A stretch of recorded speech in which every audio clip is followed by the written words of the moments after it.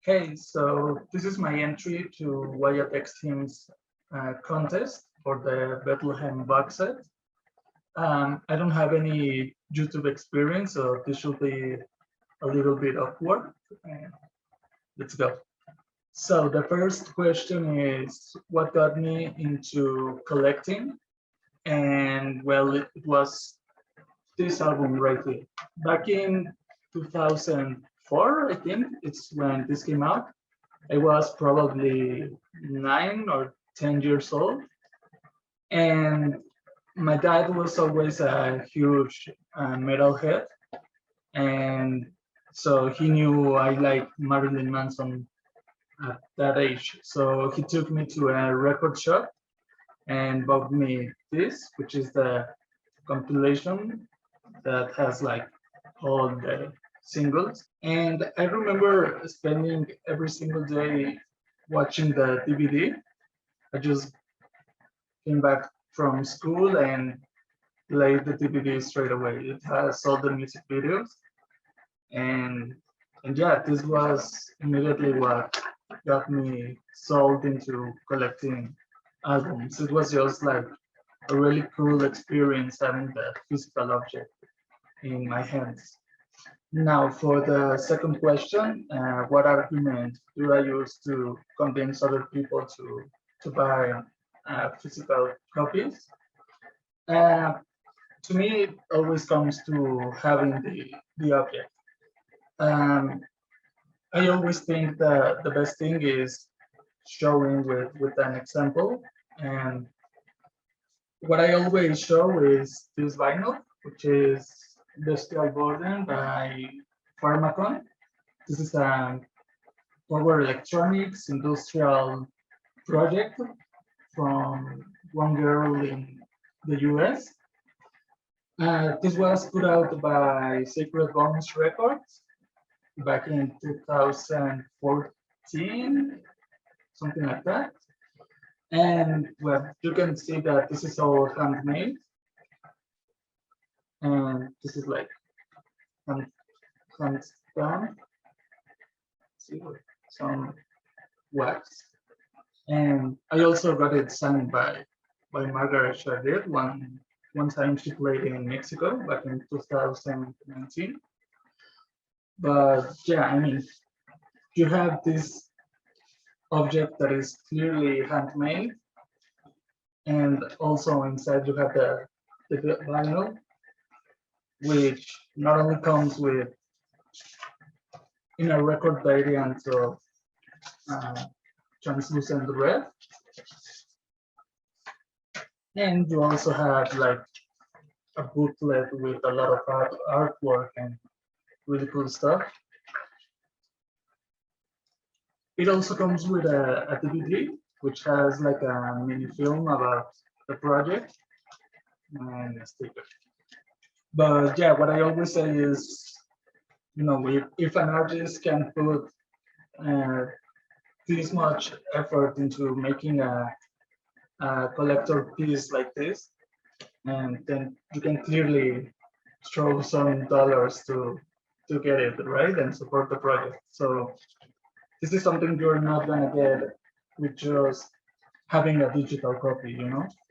So I always encourage to buy like limited editions or things like that.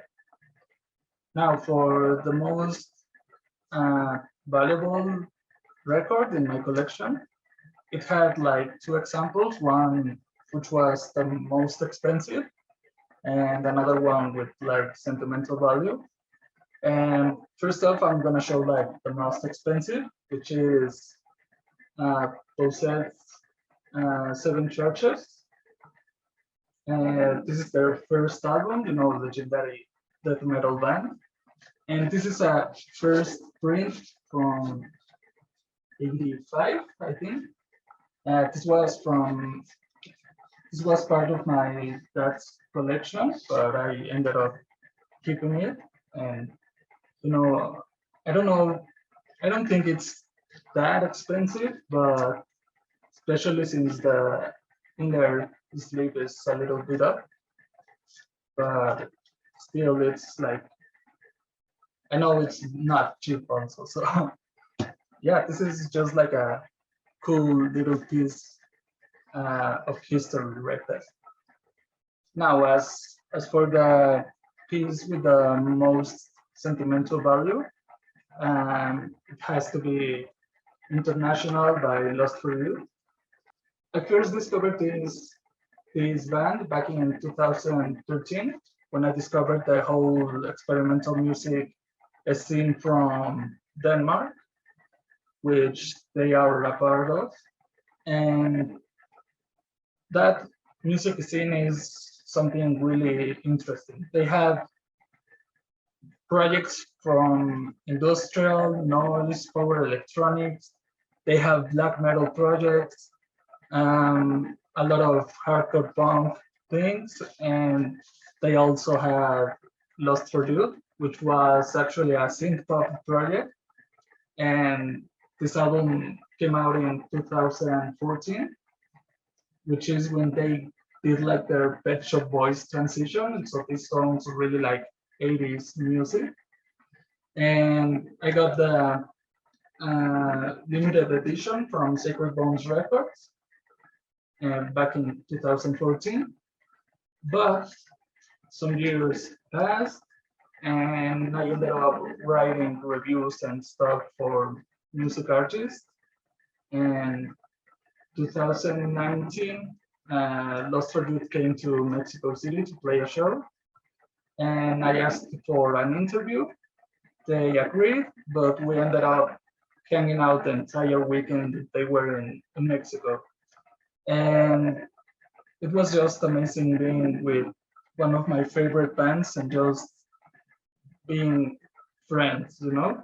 We spent a night at their hotel just drinking and partying and listening to Bestial, which is kind of funny that the vocalist from this band is a fan of black metal and a lot of crazy projects. But yeah, that was really cool. And they sang it and left a message about, you know, us becoming friends and everything. Kind of controversial there, but yeah, and this is like the limited edition from Sacred Bones Records, limited to 200 copies, which I don't think you can see that. Okay, this is 101. It just comes with a um, inner sleeve,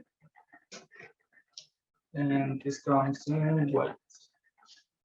But yeah, like really special place in my heart, just getting to know these guys and spending that much cool time with them. You know, it was something magical.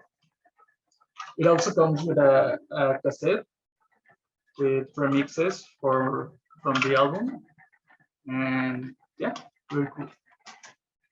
Now for my favorite album to play in every season, this is a question I love. I usually think a lot about the relation between weather and music. So these were like easy picks too for me. Most of them are gonna be involving the Denmark experimental music scene. So yeah. First off, for spring, I got The World by Croatian Amor.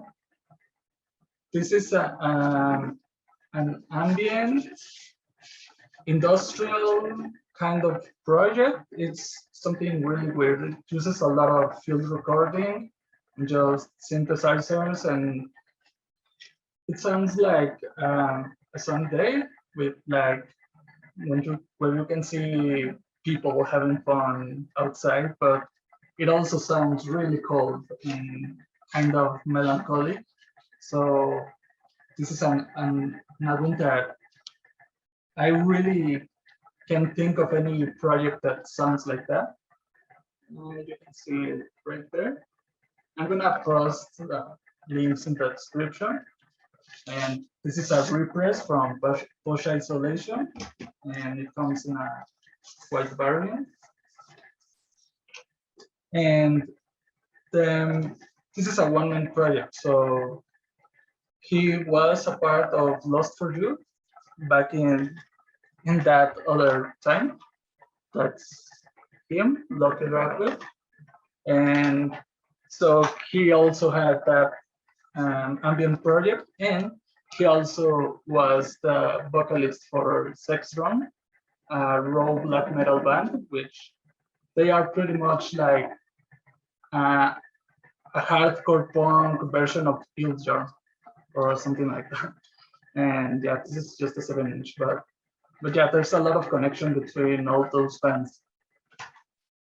Now, something a little bit different for the summer. I picked something that it does feel like closing your eyes and looking at the sun. And this is an album that everyone must know. This is Sunbather by Deafheaven. This is a signed copy I got at a concert in 2017. I don't know what can I say about this album.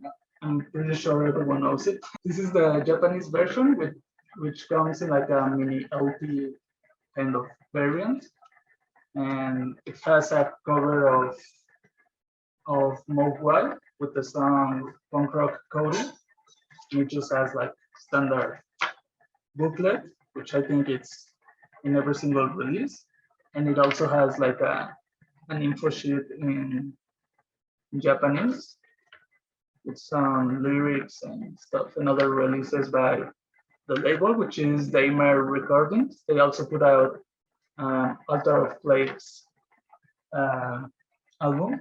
For autumn, I picked another Danish band, and this is New Brigade by Iceage. In these days, Iceage is known as a post-punk band with some art rock influences, kind of like Nick Cave-ish. But back in 2011, this album was something completely different. It had some post-punk like they always have, but this was closer to hardcore punk with actually some black metal influences. So this is a really cold album. It just sounds, it has like that raw emotion you get from the summer, but it also sounds really cold like the winter. So yeah, this is a perfect album, one of my favorite of all time. This is just the standard edition. And they play a cover of Sexdrome, which was the black metal band I showed before. They play Count Me In, and the whole artwork has like some occult imagery. And I always loved this picture. They are playing a show back in those days, and you can see a guy with a Battery t-shirt there, and this is the vocalist Elias with Mayhem in person, a patch on his vest. So yeah, that tells you a lot about the influences on this album. So yeah, and this is like some raw hardcore punk with some post-punk touches here and there. I also have the Japanese CD version, which I also got signed by the band in a concert in 2018, I think. And yeah, really cool. And now for winter, I went with another Danish project. This is War. No One Dances Quite Like My Brothers. I don't know if you can see it there, because this is like a fucking mirror. And I have the Japanese version in a mini LP style. This is just some really cold, atmospheric kind of neo-folk, post-punk, cold wave, industrial type of project, which is done by Elias from Iceage and Loki Rakbek of Croatian Amor and Sexdrome, which I showed before. I've seriously never heard anything like this before or after. So it has a really special place in my heart. It comes with some like info in Japanese and some lyrics. And at that Iceage show in 2018, I was really lucky to also find Love Drafted, which was in Mexico to do a Croatian Amor project. So it was just a coincidence that they were at the same show in the same weekend, and I ended up getting it signed by both guys. And yeah, that's it. Good luck to everyone, and I'm a big fan of you guys' videos. Just I love watching people's collections and stuff. So yeah, see you later.